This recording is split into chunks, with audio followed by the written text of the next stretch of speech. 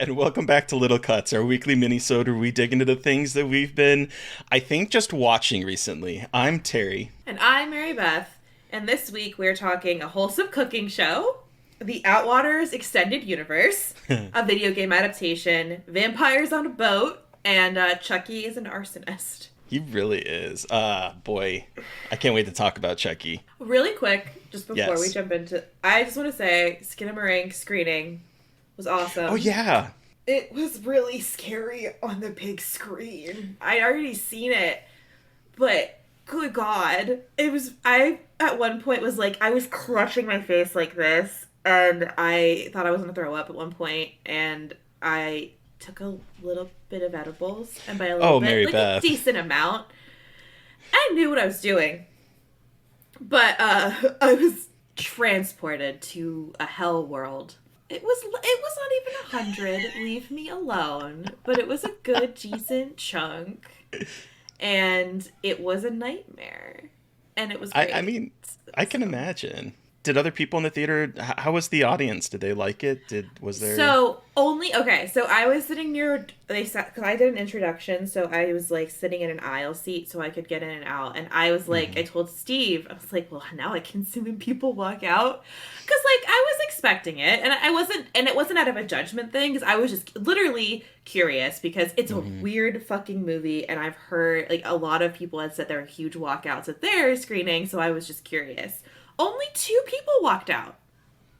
And it was it was a sold out 100-person Nice. theater. So only 2 people walked out. So I was like, okay, that's pretty good for what this was for Washington D.C. It's not the most like artsy town. So I wasn't sure. This is an artsy movie, that is for sure. It's an artsy movie, and I mean, the vibe was it was an Alamo. And so the vibe was like, it wasn't just movie theater quiet, it was like no one was breathing quiet. Like everyone was on like pins and needles, like very like it was so tense. It felt like it was disorienting kind of. And again, like, yes, I was on edibles. We'll take this out with a grain of salt. But like it was like you could tell that people were like unsure what was going on. And like the person next to Steve was like scrunched up watching it in his chair, and it seemed like it resonated relatively well. Like it wasn't over and no one went, what the fuck was that? You know what I mean? Like Right. there was no like outrage.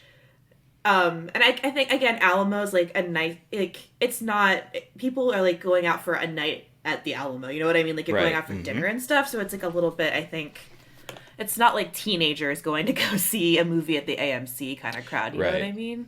Yeah. So, but still.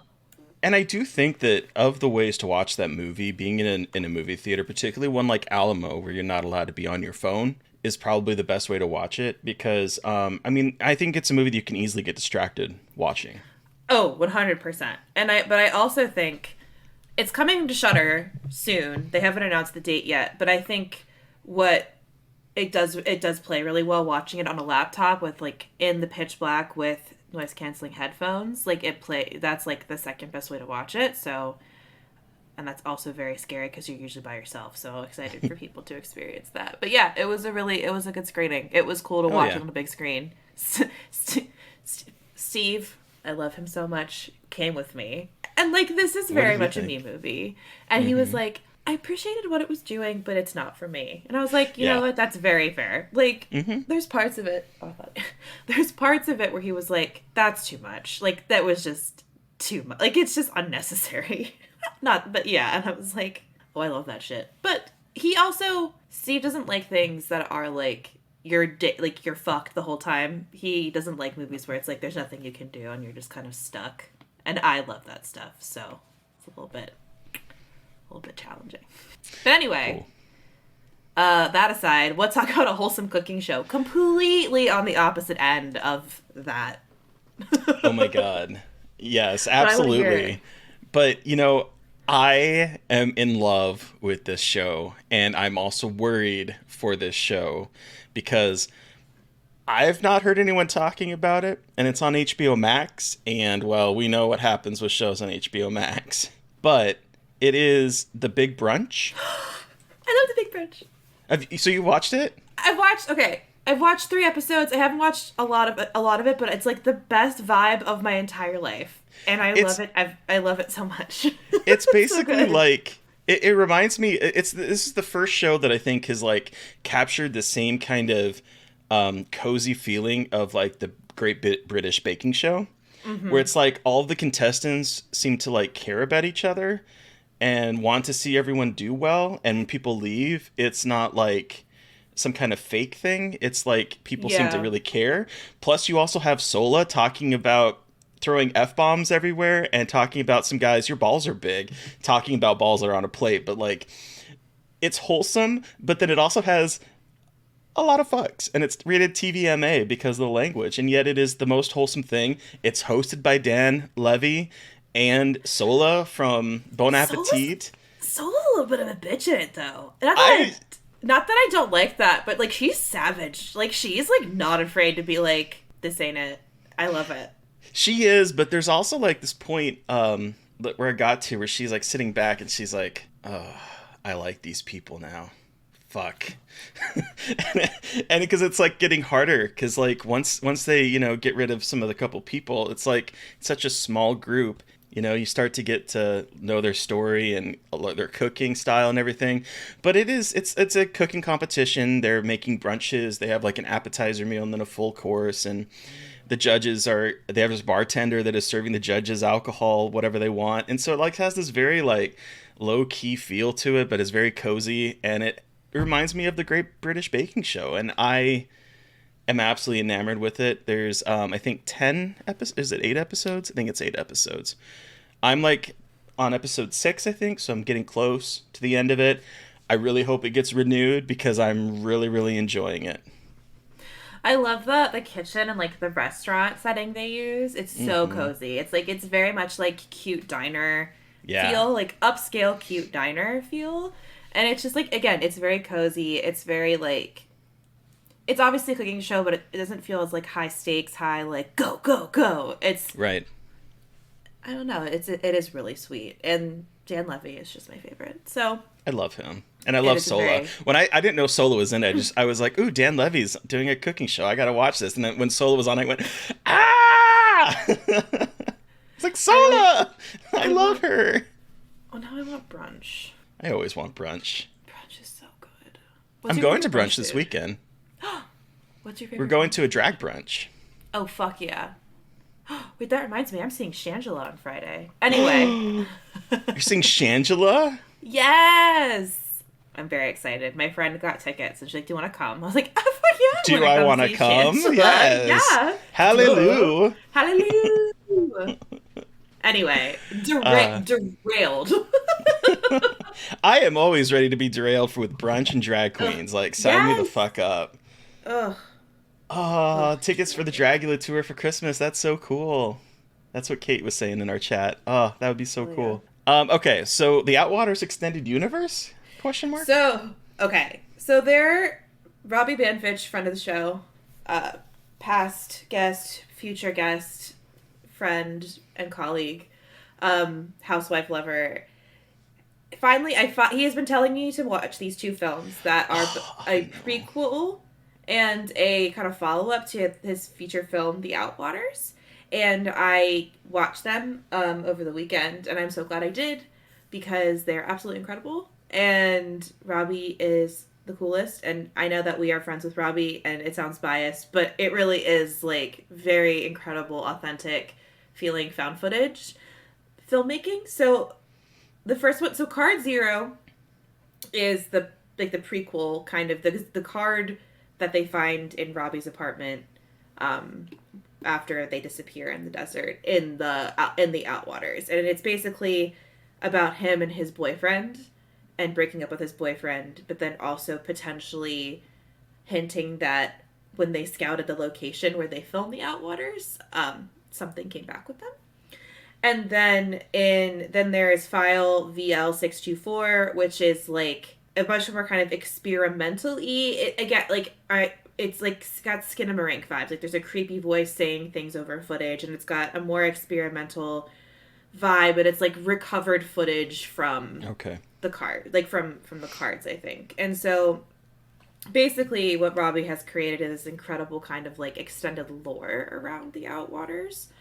And I know that these will be available on the when the Blu-ray comes out, because they're not available right like readily available right now. But like they, especially Card Zero, is such like a deeply sad, authentic portrayal of being so in love with someone, but then they like what happens when they leave you. And but it's also not like dramatic. It's just it's quiet, but you feel like the way that Robbie films it, it's very authentic and really creepy too. So Robbie's doing some really cool stuff, and I wanted to tell everyone about it and get them excited for the Outwaters. It's coming to theaters soon too, and Yeah. Screenbox. But yeah, those are two things I watched this weekend to kind of like get that full package. And Robbie's, it's really cool what he's making with this world of the Outwaters and like the stuff he's creating that kind of branches off from the movie. There's some really cool shit happening right now in movies. Yeah. I'm really excited for people to be able to see the Outwaters. Yeah. Because I feel like we've been talking about it, well, almost a year. It seems It like has, you've been yeah. a year, right? Yeah, because I saw it about a year ago. Because Robbie cold emailed me the Dread Central inbox and was like, "Hey, will you watch my movie?" And I did, and I was like, this is the coolest shit I've ever seen." And now it's going into theaters. I know. And I really that's hope that it's so playing near me because I want it. This is a movie I really want to see in the movie theater. I'm hoping. I'm just jealous of people that have a chance to see it. So I'm hoping that it comes here. I'm hoping that Alamos will do it. Hopefully. I keep checking mine. Yeah. I have been meaning to watch it as well. I was talking with Robbie earlier this week, and I was like, "Hey, can you send that to me in my email? Because I need to watch it."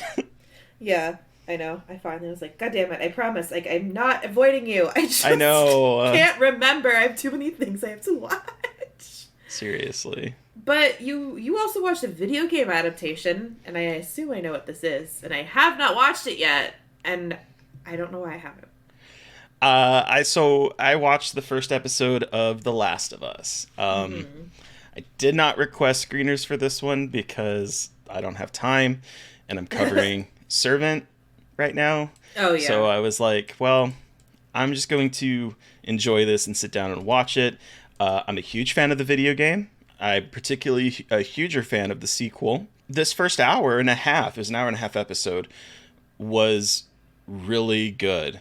So it follows a similar structure to the first movie, the video game, where unlike the video game, there's like an opening set in like 1960s with two scientists kind of talking about diseases, and one person's like, "I'm not afraid of diseases, I'm afraid of fungus," and the whole audience kind of laughs as they're like interviewing him, and he's like he's bringing up examples of cordyceps and like zombie ants, the stuff that gets in them, causes them to like go kind of dead inside minus their brain, and then they latch onto something, and then it comes out of their head and explodes and infects other people, and talking about, well, what happens if that were to happen with humans. So it kind of gives us a little bit of a setup as to exposition to like what's going to happen, but then it cuts forward to Joel with his daughter and the sort of the night that shit kind of goes crazy, and then it cuts forward 20 years later, and it follows pretty much the beats of the video game so far, where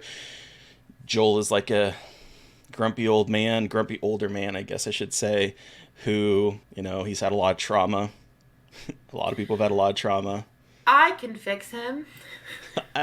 Please, Pedro, let me fix him. I saw a video on my fucking timeline today where Pedro Pascal said, I'm your sexy, slutty daddy. And I was like, I saw that on TikTok. I'm going to lose my mind. Listen, here's the thing. There is, okay. Is it okay if I spoil what happens in the opening minutes? I mean, is it just like the video game? Yeah. Yeah, I think it's fine. I mean, I'm going to talk around it. All right, so there is in the opening bit where that's set in like 2003, I think, is the kind of prelude to this. And there's this really sad moment where he's holding someone who is dying, and all I could do is focus on his fucking bicep that was like ripped and like poking through because he's like holding this person like this, and I'm like, this is really sad, but I am mesmerized by those Hold me guns. closer, Pedro Pascal. Yes. Hold me closer on the highway. Basically, I couldn't stop. I was like, I'm supposed to be really sad right now, but I cannot take my eyes off these fucking biceps. Like, choke me out. And Purpurina's like, little cuts, thirst for life, and yes, that describes, I think, both of us to a T. Okay, I'm back. So I think I broke Mary Beth with that, but you know. That choked me out just in there. Woo! Anyway. But yeah, so it's a really good start. It's very, it's very, I would say, what's the word? Faithful. It's very faithful to the video game. It's like, what is this word in my head, and why can't I get it out? Very faithful to the video game, but it is definitely giving room for deviations, I would say. And I think it's going to be masterful. I'm really excited to continue with this one. Hell yeah. So, cool. HBO Max. I need to watch that. I want to. I just haven't. I have no excuse. Well, when you do, make sure you're paying attention to his biceps in the very sad scene. I think it's hard for me. Like, I'm really excited for it, but I think it's just hard because, like, I know the game, and I know that it's pretty faithful to the game, so it's a little bit harder to be like, for me, and be like, oh, cool, like, what's gonna happen? Where it's like, I kind of know, so I don't feel the urgency as much, but I have a feeling I'm gonna eat those words probably as it progresses. Like, they probably are gonna do something cool that I'll be like, oops, but... I'm really excited for the part where we get to Nick Offerman's character. He's playing Bill. And Bill... Wait, really? Yeah. Bill was a gay man, and I believe... I'm not 100% sure because people have been talking around it, but they said that a character gets a whole episode devoted to them. And I'm kind of wondering if we're going to see an episode with Bill and his love story. Oh... is what I'm wondering. Yeah. Because people were kind of talking around it. I meant to request screeners, and then I was like, it's fine. I'll be fine. It's okay. But yeah, it's really good. Okay. Really enjoying it. Absolutely. Vampires on a Boat. I know what this is. I saw this like a while ago, I think. Okay. So I want to talk about this not just because of the movie, but because of the experience of the entire evening around watching this movie. So this movie is Blood Vessel. It is a 2019, I think so. Vampire movie, but it's like Nazis on a boat and Nazi vampires on a boat. So like, you know, the annoying like horror obsession with having occult Nazis in World War II, even though we're in the almost 2020 at this point with this movie, whatever. But we watched it. So Steve and I went over to our only other friends IRL that like horror. We went to their house to smoke weed, get drunk, eat Chinese food, and watch horror movies. That was literally the agenda of the evening. We do this once every couple of months, and it's the best. So the vibe was, let's find something kind of dumb to watch. And Steve saw it, Blood Vessel on Tubi, and was like, that sounds like something fun to watch with friends when you're drinking. And we were all like, you are correct. And it wasn't great. The script is pretty terrible. The vampires are kind of cool looking, and it feels like a totally different movie. But all I know is that we had a lot of fun watching it because we smoked a lot of weed, and I had 3 old fashions, and eating a lot of Chinese food. Sign me up. It was it was like incredible. Like, it was such a good movie for that, because it's not like a great movie, but it's fun enough that you're like, cool, this is a fun thing to watch with friends. Like, it's entertaining, kind of predictable, but like, again, relatively for what it is, and like for what it is, it's not bad. But what follows, we were like, let's change it up. Let's watch something scary. And I was like, oh no. oh, we want to watch something scary. So I start throwing out suggestions. And we land on The Dark and the Wicked. Why? Mary Beth, why? I am an agent of chaos. I was like, all right, so this is like one of the scariest movies I've ever seen, like recently. Guide to the Strangers. Like, you guys want to watch it? And they were like, yeah, we do. And it was incredible. They loved it. Steve and our two friends, they loved it, but they were like, that's fucked up. I was like, you're welcome. That's a bleak one. Uh-huh. Listen to our Fresh Wounds episode on it. If you're not a patron, you should become one. Listen to our whole almost 2-hour conversation about it.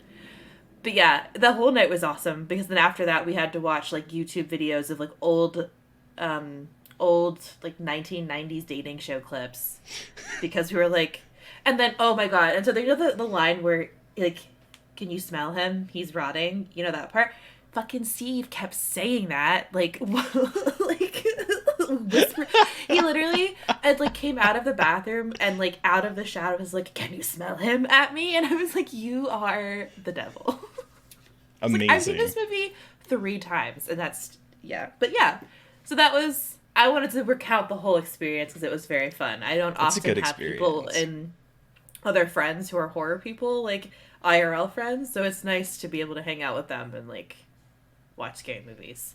Because a lot of my friends are babies, and I mean that with so much love, but they're babies.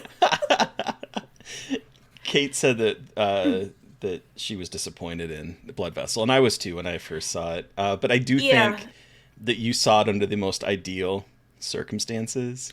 Oh yeah, I wouldn't have probably kept watching it if I was watching it like by myself. Steve said if I saw this on the Sci-Fi Channel 10 years ago, I would have been okay. Yeah, I think I saw it from a festival. I can't remember. I think it was Panic Fest or something. It had like a surprisingly decent festival run. I remember like hearing about it, and people were like, it's a horror collective movie. It is a horror collective movie. Yeah. That sounds like a fun night. It was a fun night. It was very good. And I was hungover the next day, and I haven't been hungover in a very long time, so worth it. Nothing oh my gosh! McMuffin can't fix. What? Right? When we hang out again, we must drink old fashions together. I love old fashions. Oh yeah, yes, we have to, and then we'll be hungover together, and then we can get breakfast sandwiches the next day. Hell, this is how I think. What can I eat the next day?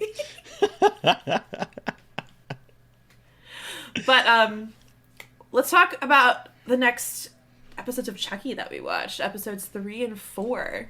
Yes. So I forgot how like brisk this show moves. That we're like shit. In episode 3 and we're burning down one of the leads' house. That was iconic scene of Chucky lighting a house on fire full of middle school students who are doing a silent disco in the house, and then he also stabs a child. Brutally murders a child. Middle school student. I knew, like, we had talked about how brutal this show was, and I very much was like saw that with the first 2 episodes, but like no one is safe, and they definitely are like hammering that home. Like, oh no, we'll set an entire house of middle schoolers ablaze and brutally stab one, and you'll like it. Yeah. So the premise of the episode 3 is Chucky's trying to get Jake to kill, and Jake can't do it, and so Chucky's like, bring me to Lexi. I will take care of her. And so Lexi ends up getting the doll because her sister, Caroline, is in love with it. And there's this really funny moment where Caroline and Chucky get like... Which, okay, pausing a second. It creeps me out. One of the things that really creeps me out that is never really addressed is this idea that that we have a kid sleeping in bed next to Chucky, who is an old man who is like being hugged by all these 13-year-olds, and he's a serial killer, and he's an old man. Like, there's like a weird dynamic there. I take solace that it seems like he kind of leaves the body when that happens for the most part, and like he doesn't Yeah, it's gross. It's very weird. And so we have Chucky and Caroline in bed, tucked in very snugly, and he says, "Hey kid, I'm gonna go kill your sister. I Your wanna sister, come. wanna come? I'm tired. I'm sleepy. You I'm snooze, you lose." And he confused. goes off to like fucking kill her. I'm gonna go And kill your sister. Wanna come? it's so funny. It's just so funny to me. I It think is. that this show like leans into more because like I would think back with like Bride of Chucky and Seed of Chucky, there was some dark humor, but a lot of it was a little bit more campy and satirical almost. Whereas like Yeah. this is like dark, pitch black horror. This kid Yeah. is like, I'm sleepy, I don't want to kill my sister. It's like funny, but it's also very fucking dark. Well, yeah, and especially this is a USA sci-fi show Mm-hmm. too. You know what I mean? Like this isn't like HBO Max. Like this is, it's just it's wild for like for what is created and what they've made with it, which I'm like, continually impressed by with what they do and how they're pushing boundaries with what you can show on screen, especially because again, like these are very explicitly children. Like these aren't, again, I said this last Yeah. time, but like they're kids. And played by kids. Like And these are young exactly, actors too. man, I love Jake, but he's a little it's a little over the top sometimes with the like the puppy dog facial expressions a Oh little my bit. gosh. He And does like a I lot of face acting. like and like he's a kid and I feel mean saying that, but like he definitely, especially in the episode 4, I feel like there's a lot of like pouty lips that's like kind Oh of yeah. overwrought, and I'm just like, buddy, tuck it in. To put the lip back. I Yeah, don't no, know. Just a little that is a distracting. that's a valid criticism because I thought that the first time I was watching it. By the end of it, I was like, oh my gosh, where is the? Because he does a lot of like, Yeah, especially in the hospital scene, he's just like, and like little like pouty longing faces. It's like but you know what? It's fine. But it was distracting for these ones especially. I was like, good lord, look, my boy, my man, get it together. get it But together, kid. I do also love like the love story with them too. Like they are showing like a cute queer love story of like two boys, middle school boys, kind of falling for each other, and it's not like, I think it was in this episode 2, but they did like the 7 minutes in hell, and they weren't like, there wasn't like homophobia. Like when they came out of the closet, even if nothing happened, everyone's like, woo, you know what I mean? Like it Right. didn't feel as like gay, which we see in so many other things. So I mean, I can see why everyone loves the queer representation in this, because it's really sweet. It's incredibly sweet. They're so adorable together. They're so sweet. I just love those actors, and I hate how they're trying to get me to care about Lexi. I know. I was gonna ask She's you. such a like. I'm so resistant. They keep being like, Oh, you me know, too. they show like her mom and her dad. Also, the dad is played by the actor who was Nika's fucking therapist in Cult of Chucky. Oh shit, was it really? Yes, I'm almost positive that is the same actor. I mean, he does this He like does it a lot. Yeah. with the cop in Curse of Chucky. Yeah. He was also no, I'm sorry. No, the cop in Curse of Chucky was also in Cult of Chucky as the patient that has dissociative identity Yeah. disorder, I think is what it's called.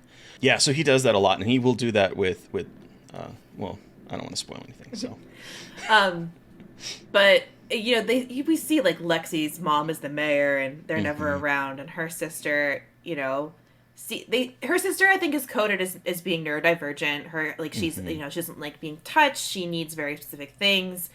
And there's like a strained relationship there, and she has to take care of her kid sister, but her kid sister is different, and her parents aren't around, and it's like, we get it. Bullies like have a hard home life, but I don't mean that in like a condescending way. I know it sounds terrible, but I feel like it's in every movie. It's like feel bad for them, and it's like Yep. I just feel like there's other characters we could be putting in here that aren't like the cruel bully versus like the nerd that have to come together. Like I know it's a tried and true trope, but can we break out of it just a little bit? Because I just think she's terrible. And She's I know terrible. She's a kid, but She's a terrible human being. Like she is evil personified. Like if I had to choose between having Chucky as a friend or her as a friend, I'm taking the murderous doll. they just move so quickly from like she is dressing up as his dead dad at a Yep. Halloween party to like they're partnering up.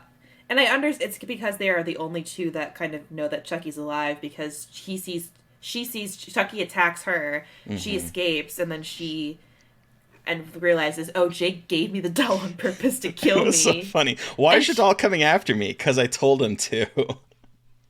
I love that that was like a moment that happened though, where it's like, because here's the thing: when you start to think about it, it is really sociopathic that he is giving this murderous doll to this 13-year-old oh, with the oh intent of yeah, having her be murdered. Like, again, with the dark it's comedy, fucked. it's very fucked Yeah, up. But as a story that is not based on real life and is like a story, I'm like, yeah, that is what happens. That's what's gonna happen because she is yep. a horrible person, and that my biggest complaint about the show is the fact that they tried to make us like her, and I'm like, I don't care. What she does in the first two episodes, in my mind, is she's irredeemable.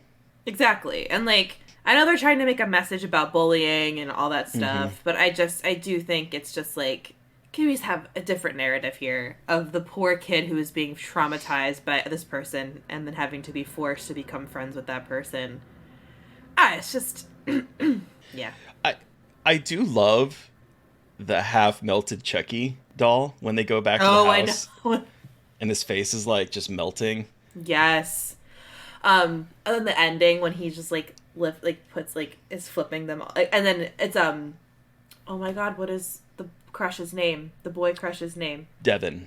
Devin. Like, and now Devin knows because Devin starts doing a Google search about.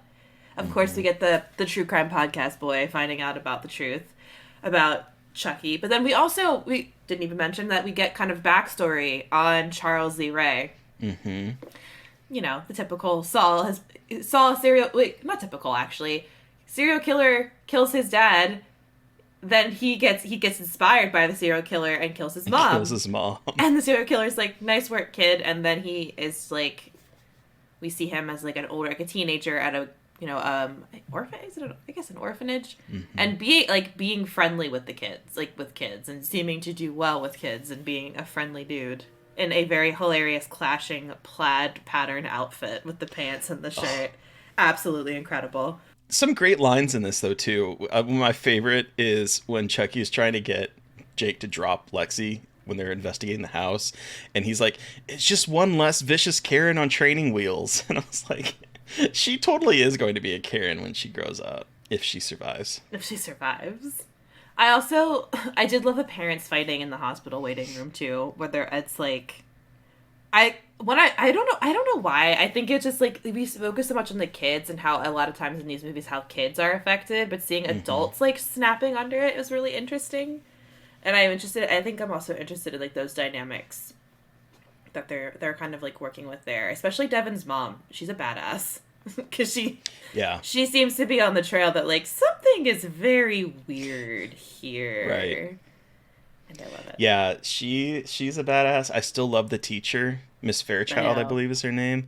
Just like being a complete badass. Also, very small little details, but I love that the credit Chucky title sequence is different with each episode. Like this Yes, it's one my was all about favorite.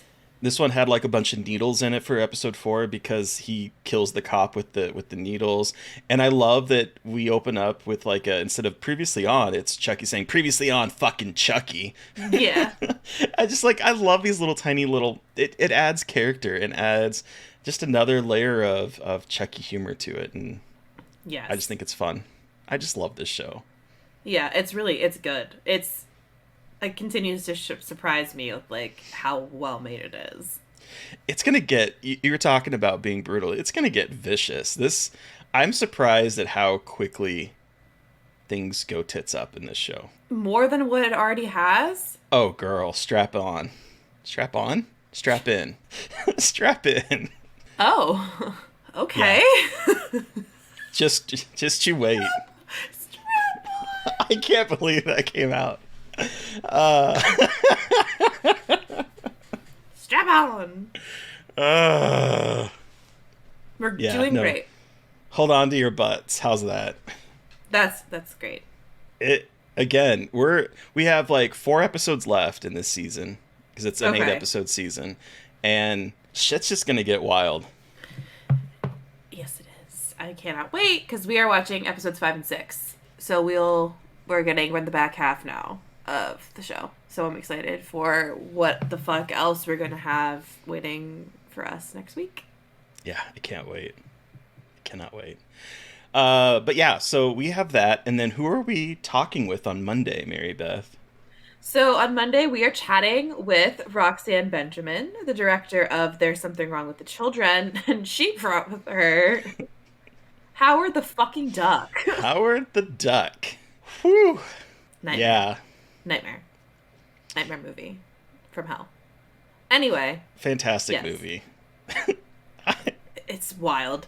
It is insane. So, yeah, get ready for the conversation. It's very fun. No duck titties for Terry. I have a story. Yeah, actually, get ready for that. So, listeners, you've heard from us. We want to hear from you. Did you watch something that we watched this week and have thoughts? Do you have suggestions for things we should be watching? You can let us know by sending us an email at scarredforlifepodcast@gmail.com, or you can reach out to us directly on Twitter. I am at MB McAndrews. And I'm at Gaily Dreadful. And of course, don't forget to follow the podcast on Twitter at Scarred Podcast. And please don't forget to review, rate, subscribe. And if you want to help support us more, you can sign up through Patreon and become a member. You would be able to watch this live as we're recording, just like Kate and Purpurina are right now. And it's a lot of fun. So, sign up. If we do say so ourselves. Yeah. Thank you to Eric Power for our artwork. Thank you to Sean Keller for our music. Thank you, everybody, for listening and or watching. Please stay safe out there, but most importantly, stay creepy. And until next time.